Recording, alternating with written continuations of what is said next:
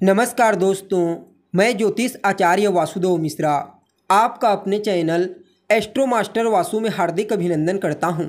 दोस्तों, आज का यह ज्योतिष का कार्यक्रम आप लोगों के लिए यानी कि वृश्चिक राशि वालों के लिए बड़ा ही खास कार्यक्रम साबित होगा। आज हम चर्चा करेंगे मायावी ग्रह राहु के नक्षत्र परिवर्तन प्रभाव के बारे में। जी हाँ, शक्ति व समृद्धि के ग्रह राहु 8 जुलाई 2024 से अगले 8 महीनों के लिए धन व रहस्य के नक्षत्र उत्तर भाद्रपद में जा रहे हैं। तो ऐसे में बड़े विस्तार के साथ जानने का प्रयास करेंगे कि राहु का यह नक्षत्र परिवर्तन आप सभी वृश्चिक राशि के जातकों के लिए क्या प्रभाव लेकर के आ रहा है। जी हाँ, इस नक्षत्र परिवर्तन प्रभाव के चलते जीवन के किन किन क्षेत्रों में आपको विशेष तौर पर सफलता की प्राप्ति होगी, तो वहीं किन किन क्षेत्रों में आपको सावधानी बरतने की ज़रूरत पड़ेगी, सभी बातें आपको विस्तार के साथ बताएंगे। इसलिए कार्यक्रम को बिना मिस किए अंत तक देखने का प्रयास कीजिए।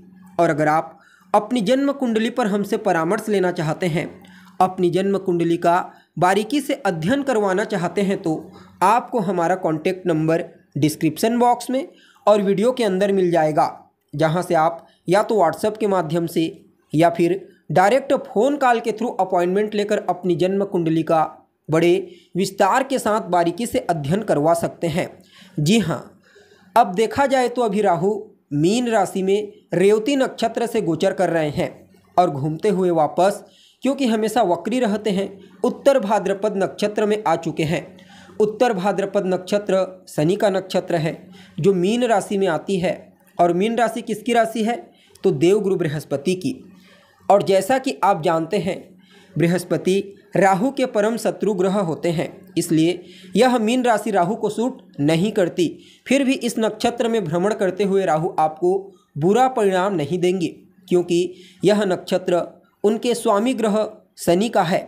ऊपर से महर्षि पराशर ने भी बृहद होरा शास्त्र में राहु को शनिवत कहा है, अर्थात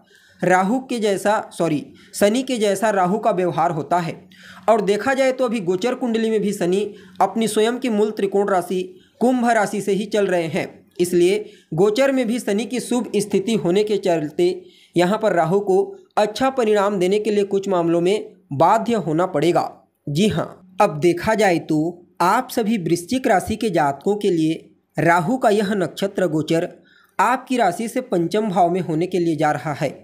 वैसे तो राहु का पंचम भाव से गोचर करना कुछ मामलों में अच्छा नहीं होता, लेकिन इसके बावजूद अगर आपकी स्वयं की कुंडली में राहु किसी अच्छे भाव में बैठे हुए हैं और किसी भी तरह का कोई राजयोग बना रहे हैं, तो इस नक्षत्र परिवर्तन प्रभाव के चलते उस राजयोग को एक्टिव कर देंगे। इसके अलावा पंचम भाव का राहु धन देने की ताकत रखता है, क्योंकि पंचम भाव में बैठे राहु की पूर्ण सप्तम दृष्टि 11वें भाव पर अर्थात आपके लाभ भाव पर पड़ती है, इसलिए राहु के पास धन देने की पावर होती है। हालांकि शनि के नक्षत्र से गोचर करेंगे, जो कि आपके लिए चतुर्थेश और तृतीयेश बनते हैं। वैसे तो राहु और शनि दोनों के दोनों आपकी राशि के स्वामी मंगल के शत्रु होते हैं, और वर्तमान समय में शनि की ढैया भी आपके लिए एक्टिव है। हालांकि देखा जाए तो गोचर कुंडली में अभी राहु और शनि दोनों की प्लेसमेंट अच्छी है, क्योंकि शनि आपके लिए सस नाम का राजयोग बना करके आपको प्रभावित कर रहे हैं। और आपको अभी बताया गया पंचम का राहु धन प्रदायक होता है, इसलिए इस नक्षत्र परिवर्तन प्रभाव के चलते आपको अवश्य ही कुछ मामलों में श्रेष्ठ परिणाम की प्राप्ति होगी।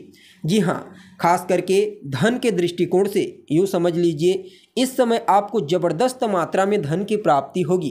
पंचम भाव किस चीज़ का होता है? तो आपकी विद्या, बुद्धि और आपकी संतान का स्थान होता है, जबकि चतुर्थ भाव आपके सुख सुविधाओं का, तृतीय भाव आपके पराक्रम का। परिणाम स्वरूप यहाँ पर राहु शनि के नक्षत्र से गोचर करते हुए आपको पराक्रमी बनाएंगे, पुरुषार्थी बनाएंगे। आप अपनी सुख सुविधाओं की चीज़ों के लिए ताबड़तोड़ मेहनत करना प्रारंभ कर देंगे। सिर्फ हम मेहनत ही नहीं करेंगे, बल्कि अपनी बुद्धिमत्ता और चतुराई का इस्तेमाल करते हुए भी सभी चीज़ों को प्राप्त करने की कोशिश करेंगे। हालांकि कुछ समस्याएं भी यहाँ पर राहु उत्पन्न करते हुए नजर आएंगे, जैसे कि संतान को लेकर के कोई चिंता उत्पन्न हो सकती है, स्वास्थ्य को लेकर के चिंता उत्पन्न होने वाली है। 11वां भाव रिश्तों में आपके बड़े भाई बहनों को बताता है, इसलिए बड़े भाई बहनों के साथ तालमेल में कमी देखने को मिलेगी। हालांकि आपके लिए रात के अनेक रास्ते बनेंगे, काफ़ी हद तक शत्रुओं पर भी आपको विजय प्राप्त होगी। इसके अलावा देखा जाए तो इस समय अगर आपकी कुंडली में राहु की प्लेसमेंट अच्छी है तो निश्चित तौर पर कोई काम आपका अचानक बनता हुआ दिखाई पड़ रहा है, यानी कि आपका कोई पेंडिंग पड़ा हुआ कार्य जो लंबे समय से पूरा नहीं हुआ है वह कार्य इस समयावधि में पूरा हो जाएगा। खास करके वह लोग जो फाइनेंस के सेक्टर से जुड़े हुए हैं, कमीशन से जुड़े हुए हैं, स्टॉक मार्केट से जुड़े हुए हैं, उनके लिए यह समय अत्यंत ही श्रेष्ठ प्रॉफिट प्रदायक साबित होगा। जी हाँ, आपको अगर आप इन क्षेत्रों से जुड़े हुए हैं तब जबरदस्त धन की प्राप्ति होगी। हालांकि इसके लिए भी आपको अपनी कुंडली में राहु और शनि की स्थिति का विचार अवश्य कर लेना चाहिए। इसके अलावा देखिए, जब राहु शनि से जुड़ता है तो फिर दुख, बीमारी और चिंता देता है, और इस नक्षत्र परिवर्तन प्रभाव के चलते भी कुछ मामलों में एजटिस स्थिति देखने को मिलेगी, क्योंकि काल पुरुष की कुंडली में यह नक्षत्र 12वें घर में आता है। 12वां घर आपके दुख, बीमारी और अचानक होने वाले धन नाश को बताता है। इसलिए सेहत के दृष्टिकोण से तो इस नक्षत्र परिवर्तन को अनुकूल नहीं कहा जा सकता।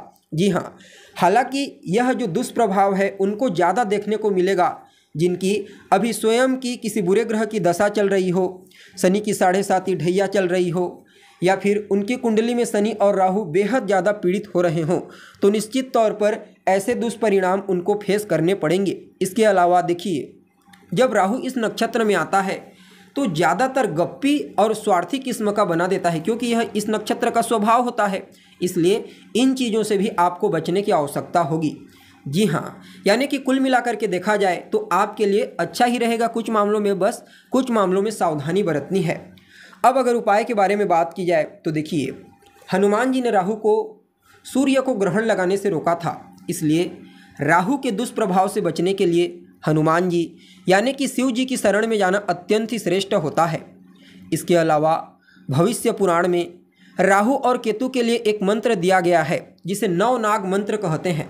ऐसा कहा जाता है कि इस नवनाग मंत्र का सुबह शाम पाठ करने से धन, शक्ति व समृद्धि की प्राप्ति होती है, अनंत शेष का आशीर्वाद मिलता है। जी हाँ, अब अगर अगले उपाय के बारे में बात करें तो वह है रुद्राक्ष धारण करना। जी हाँ, इस नक्षत्र परिवर्तन प्रभाव को बेहतर बनाने के लिए आप रुद्राक्ष भी धारण कर सकते हैं। 8 मुखी रुद्राक्ष, 10 मुखी रुद्राक्ष और 11 मुखी रुद्राक्ष का कॉम्बिनेशन धारण करना आपके लिए श्रेष्ठ रहेगा, क्योंकि 8 मुखी रुद्राक्ष राहु का होता है और 10 मुखी रुद्राक्ष भगवान विष्णु का, जो इस नक्षत्र के अधिष्ठाता देवता हैं। जी हाँ, तो दोस्तों कैसी लगी आपको जानकारी? उम्मीद करते हैं जानकारी आपको पसंद आई होगी। जानकारी अच्छी लगे तो इसे अपने दोस्तों के साथ, अपने रिश्तेदारों के साथ शेयर अवश्य करें। अभी के लिए बस इतना ही। पुनः मुलाकात होगी एक नए और ताज़ा एपिसोड में। तब तक के लिए नमस्कार।